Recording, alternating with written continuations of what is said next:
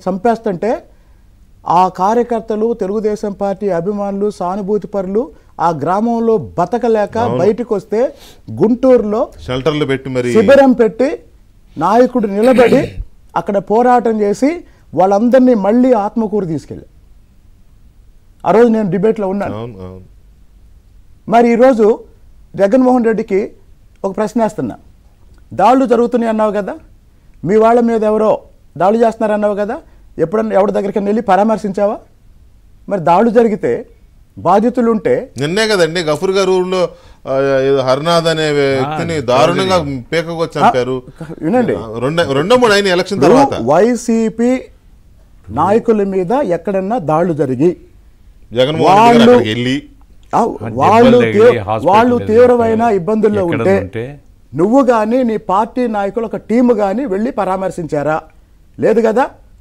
లేదు. ఇంకా మాట్లాడితే నేను చెప్తున్నాను, గత 5 సంవత్సరాల జగన్మోహన్ రెడ్డి అరాచక పాలన చూసిన తర్వాత ఈ నెల 4వ తారీఖున ఫలితాలు వచ్చిన తర్వాత ఫలితాలు వచ్చిన క్షణం నుండి ఈ క్షణం వరకు జగన్మోహన్ రెడ్డి బతుకుతున్న బతుకు చంద్రబాబు నాయుడు పెట్టిన భిక్ష. చంద్రబాబు నాయుడు పెట్టిన భిక్ష. ఆయనకి అమరావతి నిర్మాణం, ఆంధ్రప్రదేశ్ పునర్నిర్మాణం ఈ రెండు తప్ప ఈ రాక్షసుడు కనపట్టలేదు. ఇప్పుడు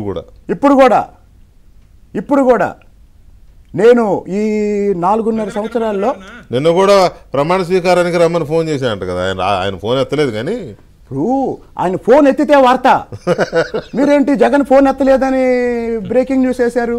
అరే ఫోన్ ఎత్తితే వేయాలి కదా. అంటే ఫోనే లేదని చెప్పాడు, ఫోనే లేదన్నారు. కానీ ఫోన్ పిఏ ఆ పిఏలకి ఎప్పుడు చేయాలి? తెల్లవారుజామున 3ంటికి చేయాలి. తెల్లవారుజామున 3ంటికి చేస్తే అది చేయాల్సిన వాళ్ళకి చేస్తే అది అందాల్సిన వాళ్ళకి అందిద్ది, సమాచారం తెలియాల్సిన విషయం తెలిసిద్ది.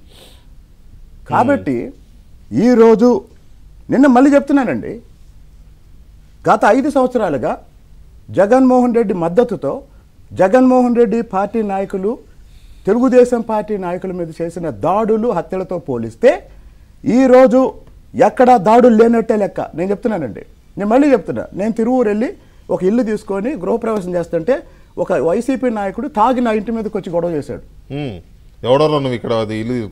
రెండోది, నా మీద పోటీ చేసిన స్వామిదాస్ అనే వ్యక్తికి ప్రచార రథం ఉంటుంది కదా, ఆ ప్రచార రథం వేసుకొని వచ్చి నా ఇంటి ముందు పందిరేస్తే పందిని